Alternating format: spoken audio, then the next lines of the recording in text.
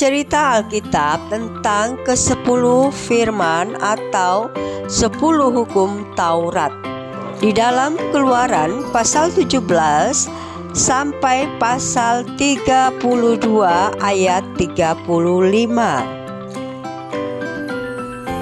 Alkitab menceritakan setelah mereka berangkat dari Rafidim, tibalah mereka di padang gurun Sin, lalu berkemahlah mereka di padang gurun Sinai. Maka naiklah Musa menghadap Allah. Tuhan meminta kepada Musa untuk menyampaikan pesan kepada bangsa Israel agar mereka sungguh-sungguh mendengarkan firman Tuhan dan berpegang kepada janjinya, serta hidup kudus dan melakukan firman Tuhan. Lalu datanglah Musa dan memanggil para tua-tua bangsa itu, membawa ke depan mereka segala firman yang diperintahkan Tuhan kepadanya, dan seluruh jemaah menyetujui apa yang dikatakan oleh Musa. Musa juga meminta bangsa Israel untuk bersiap-siap menjelang hari yang ketiga, dan jangan ada yang berbuat dosa, karena pada hari yang ketiga itu Allah akan datang dalam awan yang tebal ke tengah-tengah bangsa Israel. Maka terjadilah seperti apa yang dikatakan oleh Musa. Pada hari ketiga, pada waktu terbit fajar, ada guru dan kilat dan awan padat di atas gunung, dan bunyi sangkakala yang sangat keras sehingga gemetarlah bangsa yang ada di perkemahan. Lalu Musa membawa bangsa itu keluar dari perkemahan untuk menjumpai Allah, dan berdirilah mereka pada kaki gunung Sinai yang ditutupi seluruhnya dengan asap, karena Tuhan turun ke atasnya dalam api. Asapnya membumbung seperti asap dari dapur, dan seluruh gunung itu gemetar. Seluruh bangsa itu menyaksikan guru mengguntur, kilat sambung menyambung, sangkakala berbunyi, dan gunung berasap. Maka bangsa itu takut dan gemetar, dan mereka berdiri jauh-jauh. Lalu bangsa Israel berkata kepada Musa, "Engkaulah berbicara dengan kami, maka kami akan mendengar, tetapi janganlah Allah berbicara dengan kami, nanti kami mati." Adapun bangsa itu berdiri jauh-jauh, tetapi Musa pergi mendekat embun yang kelam di mana Allah berada. Ketika Musa berada di atas gunung Sinai, ada beberapa poin penting yang disampaikan oleh Allah kepada Musa. Yang pertama, tentang 10 perintah Allah.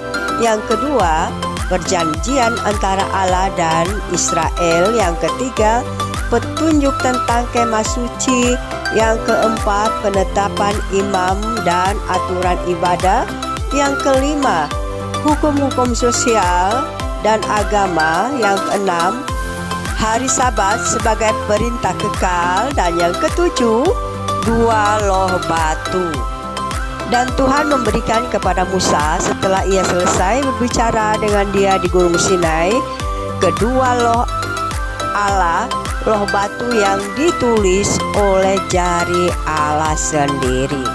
Ketika bangsa Israel melihat Musa belum juga turun dari atas gunung Sinai, maka berkumpullah mereka di hadapan Harun.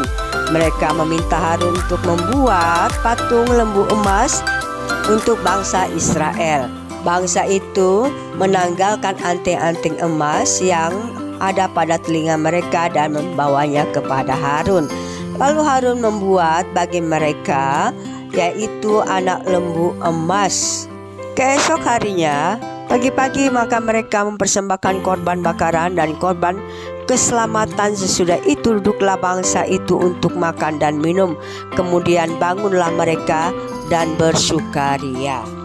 Ketika Allah melihat perbuatan bangsa Israel, maka berkatalah Tuhan kepada Musa agar ia turun, karena bangsa itu telah berbuat jahat kepada Tuhan, dan Tuhan ingin memusnahkan bangsa itu.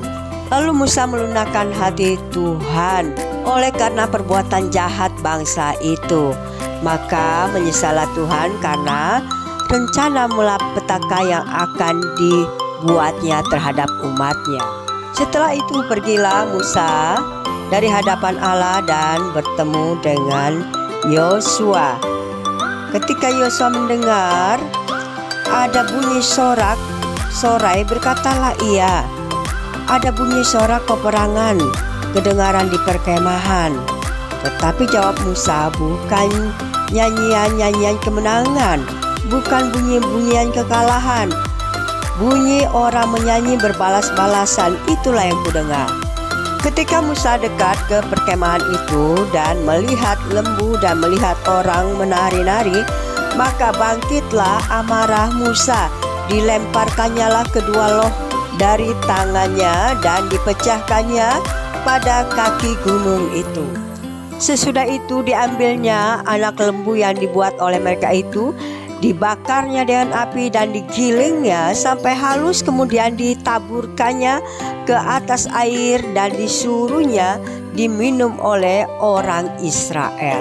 Lalu kembalilah Musa menghadap Tuhan, memohon kepada Tuhan agar mengampuni dosa besar bangsa Israel karena telah membuat ilah emas bagi mereka. Tetapi firman Tuhan kepada Musa, siapa yang berdosa kepadaku, nama orang itulah yang akan kuhapus dari dalam kitabku. Demikianlah Tuhan menulahi bangsa itu karena mereka telah menyuruh membuat anak lembu buatan Harun. Melalui cerita ke-10 hukum atau yang kita kenal dengan 10 hukum Taurat adalah pesan-pesan yang menjadi dasar bagi kehidupan rohani dan hukum bagi bangsa Israel serta memiliki pengaruh besar dalam perkembangan hukum moral dunia.